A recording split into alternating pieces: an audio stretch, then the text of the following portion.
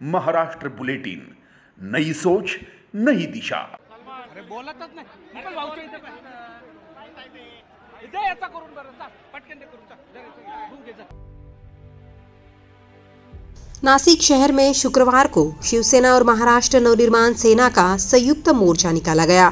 लंबे समय से राजनीतिक रूप से अलग राह पकड़ चुके दोनों दल पहली बार नासिक की समस्याओं को लेकर एकजुट दिखाई दिए। इसी मोर्चे में दोनों दलों के कार्यकर्ता बड़ी संख्या में शामिल हुए और नासिक के मुद्दों में बढ़ती ट्रैफिक जाम, जल संकट, महंगाई, बेरोजगारी और कानून व्यवस्था, हनी ट्रैप को लेकर जोरदार नारेबाजी की गई। मोर्चा भालेकर मैदान से शुरू होकर शालीमार, मेन रोड, रविवार कारंजा, अशोक स्तंभ, मुख्य चौक, चौराहे से गुजरते हुए जिलाधिकारी कार्यालय तक पहुंचा, जहां प्रतिनिधि मंडल ने ज्ञापन सौंपा। शिवसेना उपनेता राउत और मनसे नेता बाला नांदगावकर ने चेतावनी दी है कि अगर जल्द ही स्थानीय प्रशासन ने ठोस कदम नहीं उठाए तो आंदोलन और तेज किया जाएगा। सगळ्यात महत्त्वाची मागणी म्हणजे कायदा आणि सुव्यवस्था ही प्रचंड नाशिक शहरामध्ये बिघडलेली आहे। मला मिळालेल्या माहितीप्रमाणे दिवसागणिक खून सत्र या ठिकाणी चालू आहे। केवळ खून सत्र नाही तर या ठिकाणच्या आजूबाजूच्या टपऱ्यांवरती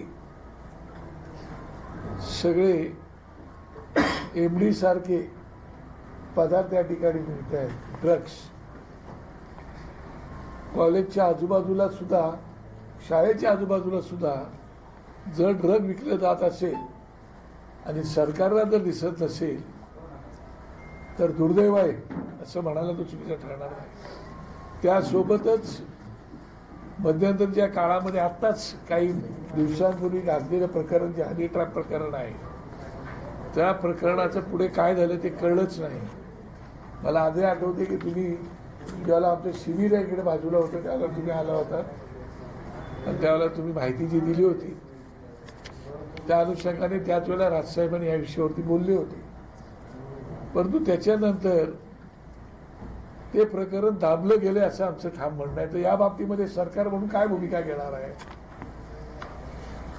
शिवाय शेतकऱ्यांच्या बाबतीमध्ये सरकारने शेतीमालाला हमी भाव देऊ, पीक विमा योजना आहेत, असे बरेचसे प्रश्न आहेत। मध्यंतरी शिक्षक संघटनेने आता मोर्चा वगैरे पण शिक्षकांचे कंत्राटी शिक्षक आहेत त्यांच्या अजूनही ते उपोषणाला बसलेले आहेत। मध्यंतरी राजसाहेब ठाकरे यांनी लक्ष घातल्यामुळे आमच्या पक्षप्रमुखांनी आम्ही माननीय मुख्यमंत्र्यांना भेटलो होतो आणि मुख्यमंत्र्यांनी आम्हाला आश्वासन दिलं होतं याविषयी मी हळूहळू मार्गाला लावतो।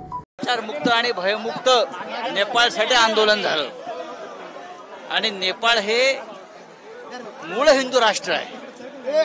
ते आता म्हणतात काय माओवादी वगैरे, पण मूळ हिंदू राष्ट्र कोणतं? जे सीतेचं जे मूळ स्थान आहे, त्याच्यामुळे त्या हिंदू राष्ट्राकडनं काहीतरी प्रेरणा घ्यावी असं आम्हाला वाटतंय।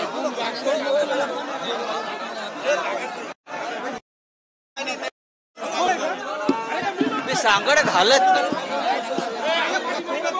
नेपाळ सरकार भ्रष्टाचार आहे नाशिक शहरात आणि महाराष्ट्रात आहे असं मी म्हणतो। त्याच्यामुळे सरकारनं सावध राहिलं पाहिजे।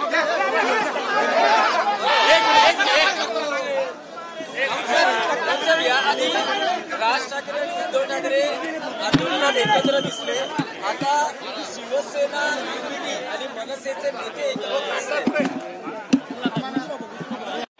एकत्र असायला प्रश्नावर महाराष्ट्रात या दोन पक्षांच्या माध्यमातून नवी क्रांती घडवण्याचा ठिणगी पडलेली आहे, ठिणगी पडलेली आहे। इस संयुक्त मोर्चे को लेकर राजनीतिक हलकों में खासी चर्चा रही। राजकीय विशेषज्ञों का मानना यह है कि शिवसेना और मनसे की यह नजदीकी आने वाली चुनावी समीकरणों पर भी असर डाल सकती है। इस मोर्चा में मनसे नेता अविनाश अभ्यंकर, संदीप देशपांडे, सांसद राजाभाऊ वाजे, दत्ता गायकवाड़, वसंत गीते, दिनकर पाटिल, सुदाम कोमड़े के साथ शिवसेना मनसे के नेता, पदाधिकारी, कार्यकर्ता बड़ी संख्या में मौजूद थे। महाराष्ट्र बुलेटिन के लिए Atul Pawar, Nashik. Maharashtra bulletin YouTube channel को शेयर करें, सब्सक्राइब करें, बेल आइकॉन पर क्लिक करें।